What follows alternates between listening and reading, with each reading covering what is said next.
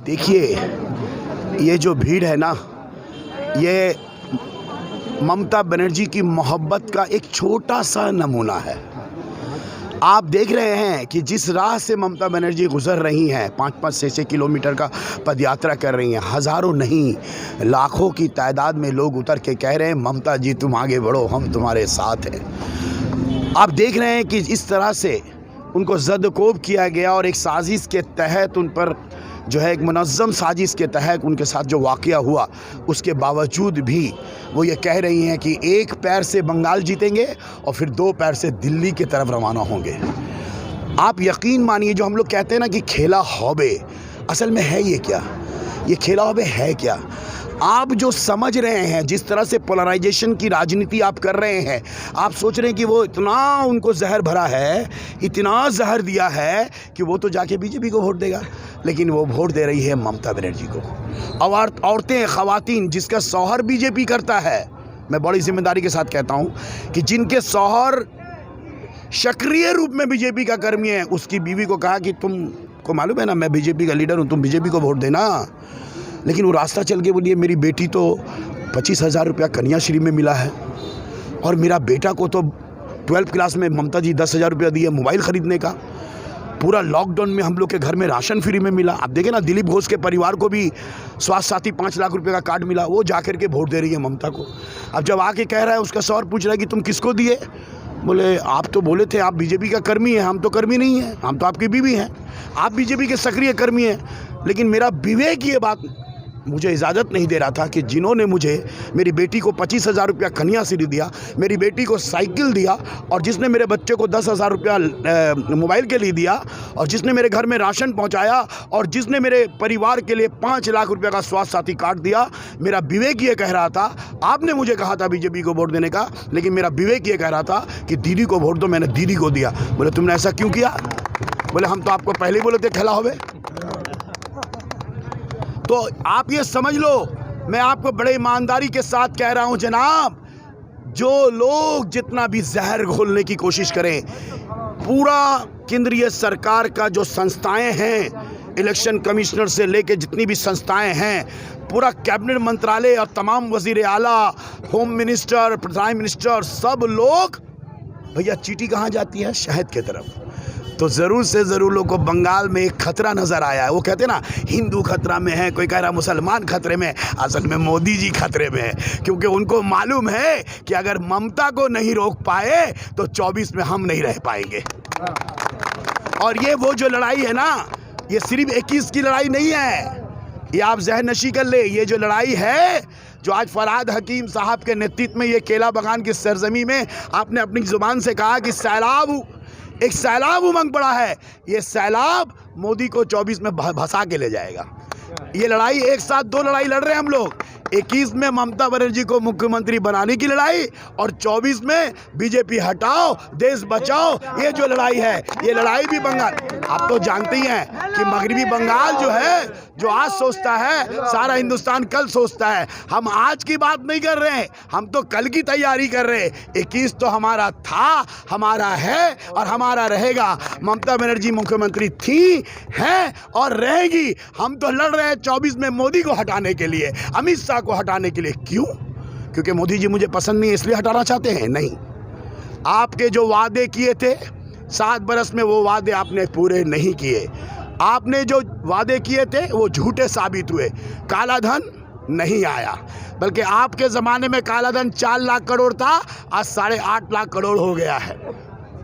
आपने कहा था 15-15 लाख रुपया यूं ही सब परिवार में आ जाएंगे, 7 साल में 15 पैसा भी नहीं आया है। आपने कहा था 100 दिन में महंगाई काबू में कर लेंगे, और बिना कीमत बढ़ाए पेट्रोल, डीजल और केरोसिन तेल जो है कैसे चलाया जाता मैं दिखाऊंगा। 56 इंची का सीना है हमारा, मैं दिखाऊंगा। लेकिन आज बताइए, जब आप प्रधानमंत्री थे 15 रुपया का केरोसिन तेल आज 80 रुपया हो गया है। आज गैस सिलेंडर, कुकिंग गैस 358 का या 400 रुपया का आज जो है 950 रुपया हो गया है। मैं सवाल करना चाहता हूँ कि क्या हम खामोश रहें? क्या 21 की लड़ाई जीत करके हम बैठे रहे? हम मगरबी बंगाल के लोग, हम लोग का ये आज से नहीं हज़ारों साल का इतिहास रहा है कि बंगाल के लोग एहतजाज, आंदोलन और संग्राम के प्रतीक है सारे भारतवर्ष में। अंग्रेज़ों की लड़ाई की शुरुआत, अंग्रेज़ को इस मुल्क से भगाने की लड़ाई की जो तारीख़ है वो मगरबी बंगाल से शुरू होती है। और हम बैठे नहीं रह सकते, हम बैठे नहीं रह सकते। आज हमारे देश में प्राइवेटाइजेशन हो रहा है। रेल, सेल, बैंक, बीमा, LIC, तमाम लाभजनक जो सनतें हैं, लाभजनक मुनाफा बख्श नेशनल सनतों को कौड़ी के भाव में फरोख्त किया जा रहा है। आज हमारे देश में आपने कहा था साल में 2 करोड़ लोगों को रोज़गार देंगे, आज 7 साल में 14 करोड़ लोगों को रोज़गार देने की बजाय आज हमारा देश बेरोज़गारों का देश हो गया है। एक तरफ गर्व है, कभी खुशी और कभी गम, कहते हैं ना, कभी खुशी कभी गम। एक तरफ खुशी है कि हमारा देश नौजवानों का देश है, सारे कायनात में हिंदुस्तान नौजवानों का देश है, लेकिन वहीं पर गम इस बात की है, ये खुशी है कि नौजवानों का देश है, और गम इस बात की है कि आज पूरे कायनात में बेरोज़गारों के मुल्क में हमारा मुल्क सैर फहरिस्त है। इनके ज़माने में 2.5 करोड़ लोग जो जॉब कर रहे थे वो जॉब लेस हो गए। आप जान रहे हैं इनके ज़माने में भुखमरी था 18%। हमारे मुल्क में 100 में 18 लोग रोज़ एक बेला खाना खाते थे, 1 टाइम। 2 टाइम खाना खाना चाहिए लोगों को जिंदा रहने के लिए, लेकिन 2014 में 18% लोग एक वक्त खाना खाते थे। आज मोदी जी के ज़माने में 7 साल में ये 36% हो गया है। 18% जो है गरीब जो लोग थे, जो एकदम पिछड़े लोग थे, जो एक बेला जिनको खाना मुयस्सर होता है, वो 18% से 36% में चला है। अभी आप देख रहे हैं मेरे पास डाटा सब है। किसी भी शुबे में मोदी जी के नेतृत्व में पिछले 7 वर्षों में कोई भी, चाहे वो तालीम का शुबा हो, चाहे वो स्पोर्ट्स का शुबा हो, चाहे वो सेहत का शुबा हो, चाहे वो अर्थव्यवस्था की बात हो, किसी भी शुबे में, किसी भी डिपार्टमेंट में मोदी जी ने कोई काम नहीं किया। मैं एक छोटा सा एग्जाम्पल देना चाहता हूँ आपको, छोटा सा एग्जाम्पल देना। आज हमारा GDP कहाँ गया? मनमोहन सिंह के ज़माने में GDP था 11.75%। आज हमारा GDP, चलिए लॉकडाउन में तो वो -725 में चला आया, वो छोड़ दीजिए। Now this is the situation in India regarding GDP। Manmohan Singh के ज़माने में प्राय 12.5 के लगभग GDP चला गया था। अभी क्या हो गया? 7.5 GDP।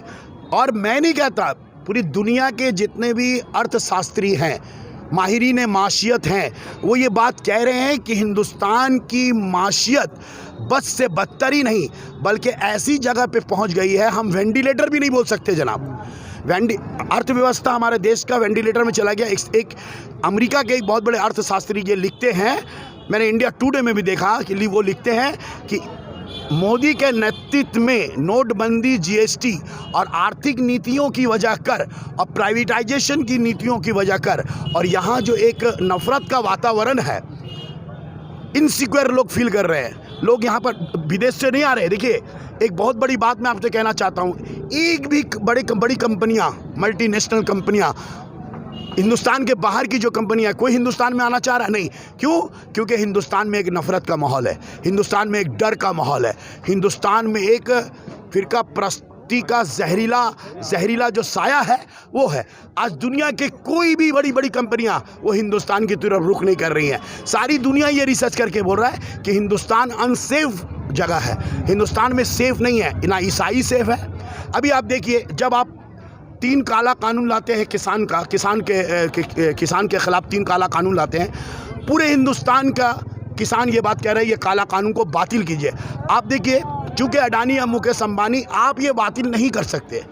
ये बात तृणमूल कांग्रेस नहीं, मैं कहना चाहता हूँ हिंदुस्तान के लोगों, ये जान लो, मोदी किसी हाल में भी, चाहे जितना भी तहरीक कर लो, पूरा हिंदुस्तान को एक कर लो, पर मोदी की गला की हड्डी है, क्योंकि इनके गले में अडानी और मुकेश अंबानी की हड्डी है।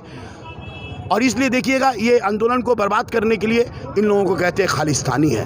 हमारे देश के वज़ीर आज़म, हमारे देश के होम मिनिस्टर ये कहते हैं ये खालिस्तानी है, जबकि हर किसान के बच्चे सरहद पर जो है हमारी देश की रक्षा के लिए अपनी जान की आहुति दे रहे हैं।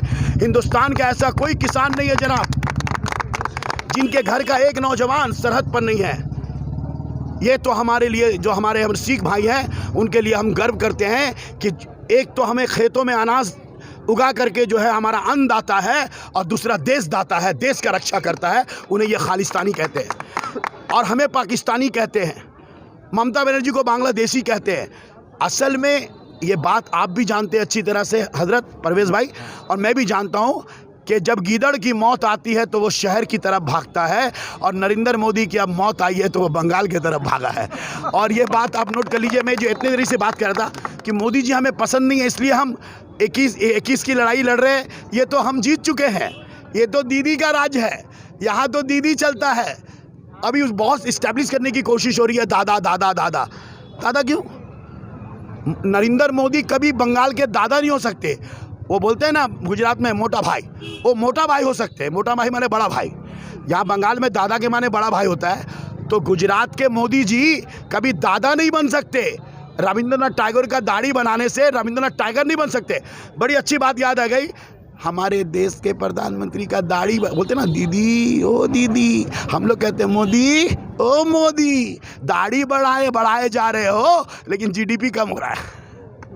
दाढ़ी बन रहा है लेकिन जीडीपी कम हो रहा है। रिजर्व बैंक पे हमले हो रहे हैं। हमारे देश के 450-500 बैंक्स जो है आज बंद होने के कगार पर है। जो बैंक नेशनल बैंक है उसको प्राइवेटाइजेशन किया जा रहा है। हमारे देश के बैंक में जो लोग पैसे रखते थे उन्हें सूद मिलता था, इंटरेस्ट मिलता था, वो इंटरेस्ट भी अब ख़त्म कर दिया जाएगा। यानी कि पैसा रखने के लिए तुमको इंटरेस्ट देना पड़ेगा। क्या निज़ाम तैयार कर रहे हैं। असल में मैं आपसे कहना चाहता हूँ कि हमारे देश के जो किसान, ये क्या हिंदू नहीं है? ये हमारे देश के जो किसान है 65% किसान, ये हिंदू नहीं है। आज उन्हें खालिस्तानी कहा जा रहा है।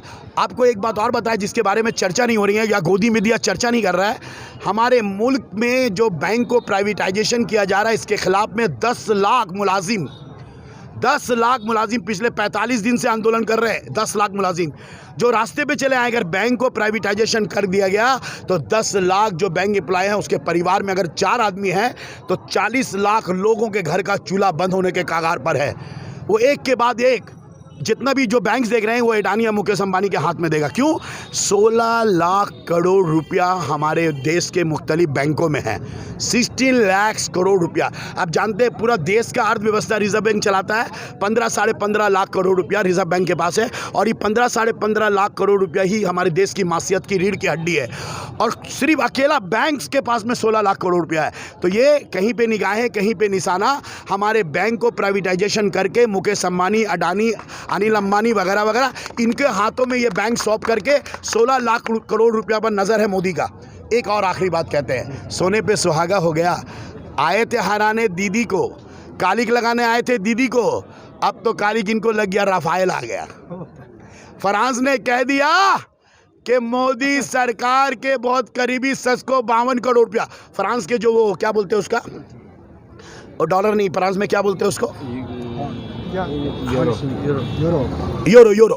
तो वहाँ के यूरो के एतबार से सिर्फ बातचीत कराने के लिए, राफेल जहाज का सौदा कराने के लिए बीच के जो दलाल हैं, जो मोदी के करीब हैं, उनको 52 करोड़ रुपया दिया गया।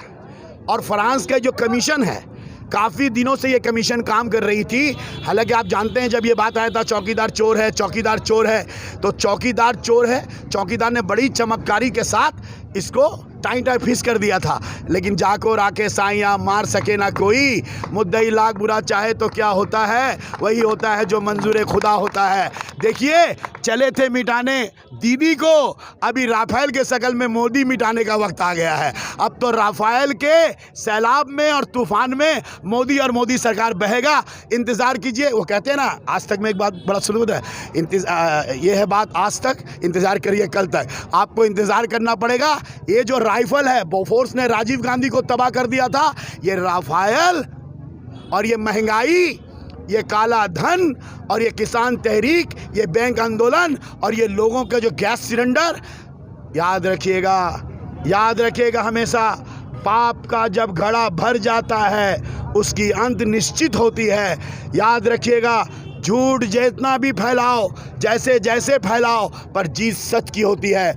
मोहब्बत और नफ़रत की जो लड़ाई है, मोदी नफ़रत का निशान है, मोदी नफ़रत का सिपाही है। मोदी नफ़रत फैलाने वाला एक ऐसा शख्सियत है जो हिंदुस्तान के लिए और इसकी सेकुलरिज्म के कलंक का टीका है। याद रखिएगा, नफरत जितना फैलाना फैलाओ, नफरत को जितना दिन टिका के रखना रखो, लेकिन इतिहास गवाह है नफरत और मोहब्बत की जंग में मोहब्बत जीतेगा। ममता बनर्जी मोहब्बत का प्रतीक है और नरेंद्र मोदी नफरत का प्रतीक है।